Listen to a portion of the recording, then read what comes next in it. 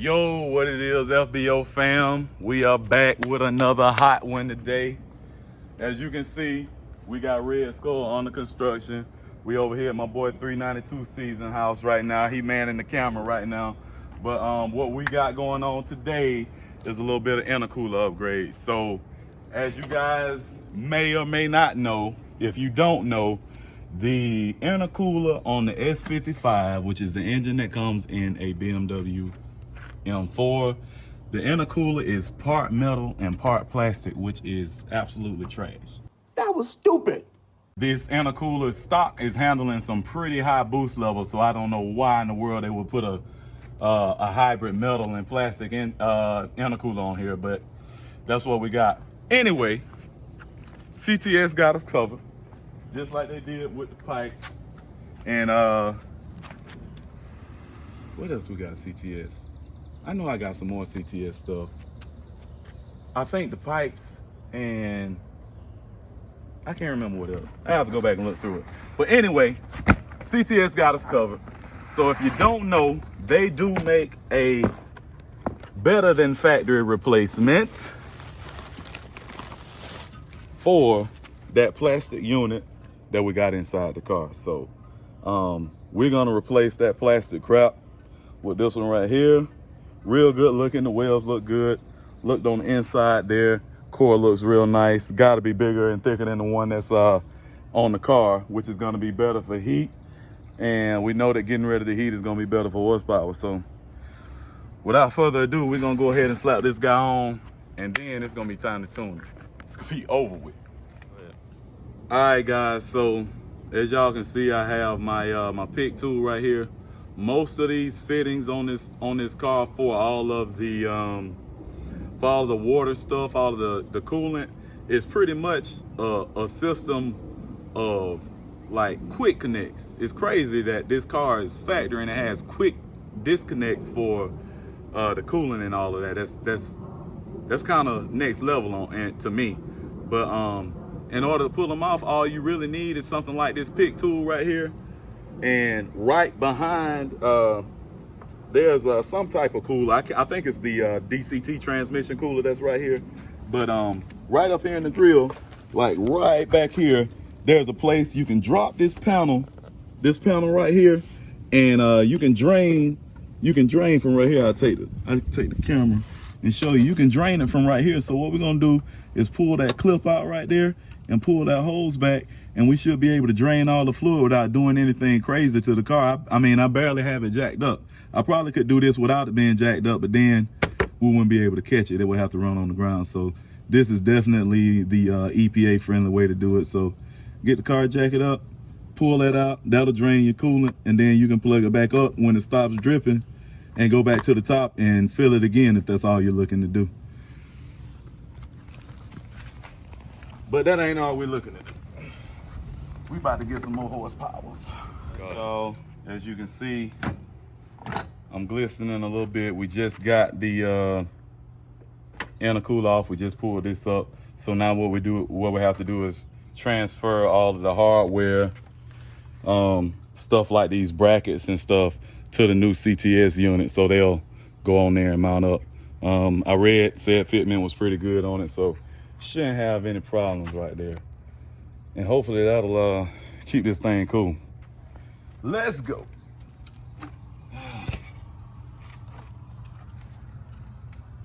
And oh yeah, we are gonna upgrade this plastic crap right here to a metal one as well. So we have no plastic charge pipes on the car whatsoever. I hope y'all seen my little Bow Wow do-rag in there too. But yeah, so this is gonna replace that plastic unit. We want all the boost, not some of it. All of it. All right, guys, so this is that OEM plastic piece that I was telling you about that we're gonna be replacing with a all metal piece. And this is definitely not gonna allow for any boost leaks. And we're gonna keep it pushing just like that. Do not forget, this is small but very important. If you get the one that I got this this 90-degree charge pipe from VRSF. It does not come with this rubber seal that we got in here. So you do have to transfer this from one to the other. If not, it's gonna be Boost Leak City, baby. So it's small, but it's big. Make sure you transfer that if you're getting this exact same one I got. I believe there are some manufacturers out there that offer them already in there, but believe me, transferring is not a big deal. I did it in the time I was just talking to y'all. So just make sure you do it. Big piece right there. Just gonna slap that bad boy back on. Or slap the new one on, I should say. All right, guys, so after a little bit of tussling. Tussling, that's an old term. I'm from the South. After a little bit of fighting with his intercooler right here, we got it on. Got everything buttoned up. Got the cooling back in now. And we don't have the strut tower on here because I want to take it down the road and make sure that these hose clamps are gonna hold when I go in and when I get in the boost and stuff. So it's a good idea to not to button it all the way back up until you check some stuff sometimes, depending on what you got going on. Boosted stuff, definitely good idea to make sure you don't have any leaks, nothing pop off, because if that charge pipe pops off while you're going down the road, you're gonna have a bad time. You're gonna have a bad time. Looks pretty good sitting up there. Fitment's pretty good. The only thing that did not go exactly like it should probably would be the one of the brackets on the bottom. The hole was, I'm talking about probably 16th. a 16th off. Very, very, very small amount. I almost could get it in there, but almost on the good. Horseshoes and hand grenades, what they told me. So that was the only thing that I had a little problem with. So if you get one of these intercoolers and you're doing that, and you put that bracket on, it's the big bracket that holds these hoses right here. That one, the hole was just a little bit off, so you may have to take a drill and just hit it just a little bit so you can get it lined up. But other than that, I would say make sure you go intercooler side in first when you are installing yours if you're looking to do this yourself, because trying to get the intercooler piping on while you got these on is a hassle. So tilt it in, go on that side, and then lay it down, and you should be able to put those in pretty easy. But we about to get this maiden voyage on this full bolt-on M3. Excuse me, I say M3, M4. We have CTS turbo intercooler we just installed. We got the VRSF hard pipes. We got VRSF front mount intercoolers. We got a VRSF big single mid pipe hooked up to ARM Motorsports resonated down pipes. And all we need now is tires in the tune. Like I said, after we did this, all we will be looking for is tires in the tune, and that's pretty much it. As long as everything goes like it's supposed to go on this maiden voyage with FBO me.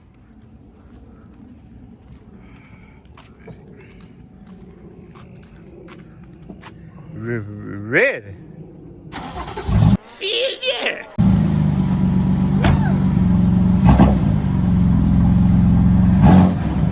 All right, so this first drive, I'm gonna go ahead and take it down the road. I'm gonna get in the boost a little bit. Hopefully nothing pops off. Hopefully. Keep my eyes on the gauges. Always, if you're doing this type of thing and you know, it's the first time you are driving the car, make sure you keep your eyes on the gauges. It's not a whole lot of gauges, but most cars have a temp gauge off the jump, so make sure you pay attention to that one if nothing else. All right, guys, let's see what we got.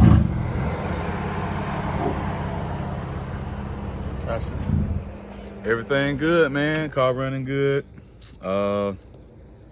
Yeah, it's doing what it's supposed to do.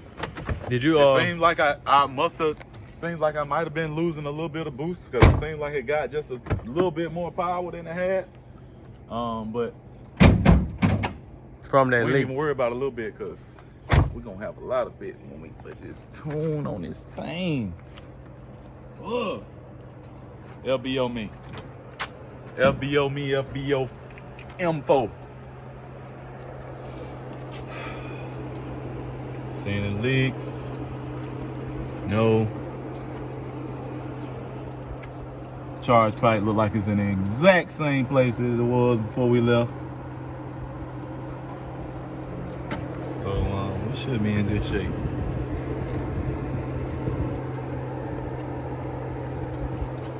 I'm not real excited.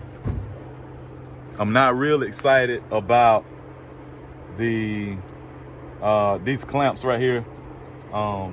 Only thing that's probably my only gripe about it is first that hole was like this much off. That's if I was gonna make up something that I had to have a pet peeve about so far. The other thing is the clamps that come with the CTS Turbo, J pipe should definitely be of this quality. Now, these came with the VRSF hard pipes. The J pipe with CTS should definitely come. I don't know if the you know what? Let me take that back. My J pipe is VRSF. I forgot. My J pipe is VRSF, so they definitely should have sent us some, some of these grade clamps. I can't remember what they call these clamps right now for nothing. Drop it in the comments, one of y'all smart asses. But they should have came with that clamp. Those are much better for boost. You can put a lot more torque on them, have a lot more peace of mind, and that's worth a lot driving down the road. But since we got everything running good like it's supposed to, no overheating, nothing came loose, go ahead and put that crown jewel carbon fiber strut tower brace back on here, and then hit the road. And I hope I don't see no more parts on the way home. All right, FBO me is Milo approved. He's peeping out the M. He feeling it. Autumn feeling it. But hey, this gonna be it for this one, y'all. Messed up my hair putting this intercooler on, but I got more hair. I can't buy another intercooler. I might be able to buy another intercooler, but till next time, y'all, take it easy. FBO me out. LNS.